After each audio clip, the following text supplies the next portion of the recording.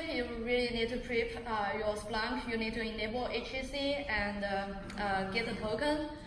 So HEC token is used by Kafka connectors to authenticate the data stream with Splunk, because you want to send, Splunk requires secure data.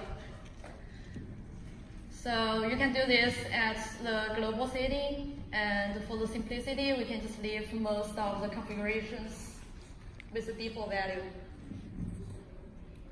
And now we create a new token. Give it a name, Splunk Connect for Kafka.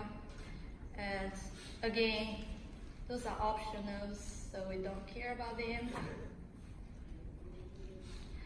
In this demo, we're going to use a sample weblog data, so we'll choose the access control combine.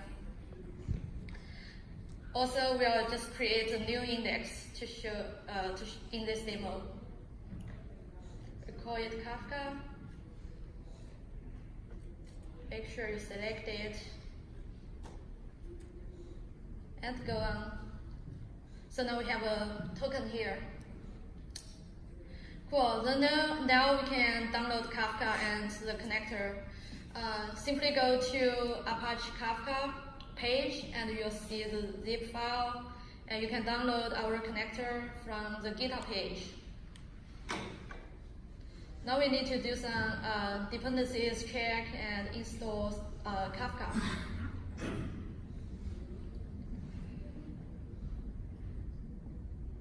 So here, Kafka, to install Kafka is really easy. You just unzip the target zip or the zip file you download.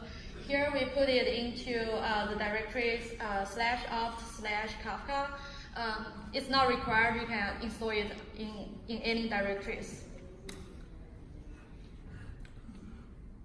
And this is important. We need to make sure Java has a version 8 or above. Otherwise, you'll see some weird issues. And the connector is a jar file. You simply put it into a directory. Doesn't matter where you put it, but the directory is important. You need to use it later. So now we can start Kafka. We need to start two services. The first one is Zookeeper. As Scott said earlier, Zookeeper is, it has all the configurations that Kafka requires.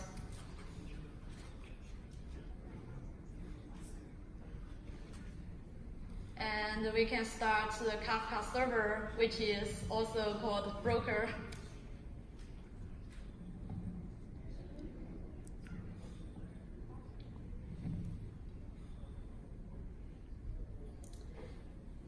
The next step is to start Kafka Connect.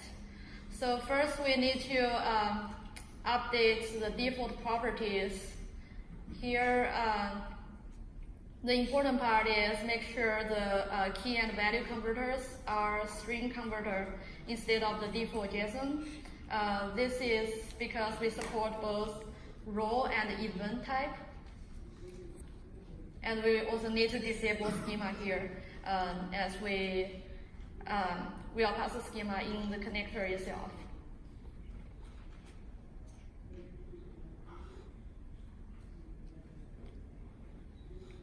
Cool. And this is the plugin path that I mentioned earlier. Wherever you put in the jar file, you need to add the path here. Now you can simply run the command and start Kafka Connect.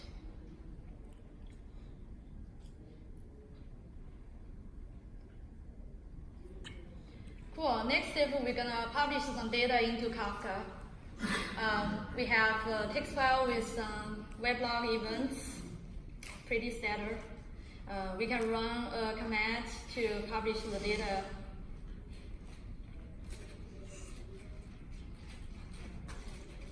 Again, we run another command to verify the data is in Kafka. And you see we have a total of 54 messages here in Kafka. Now we can create our connector. So this is done by the Kafka Connect REST API. So here we're going to use curl command to do this. we give it a name. In your payload, you specify the name, and for the connector class, it needs to be this value here, because this is the main Java class that starts the connector. And you can specify a tasks max. This is for scalability. If you remember, multiple processes can run at the same time for a connector. And we specify some of the configurations for Splunk. HEC URI is where your Splunk instance is. With support of HEC port, the default is 8088. And the token is the token we got at the first step. And here we use raw data. So we need to specify a line breaker. We specify the same thing in Splunk Conf too.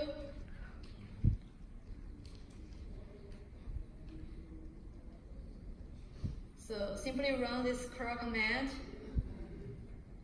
And now we can check the status of the connector. As you can see, now it is running. The next step is basically to go to Splunk to verify the data is already there. This is simple, just run the simple search command index equals to Kafka. And tada, you see 54 events here, and they are well passed with the source type access combined. And now you can just do all the fun stuff with Splunk since the data is already there.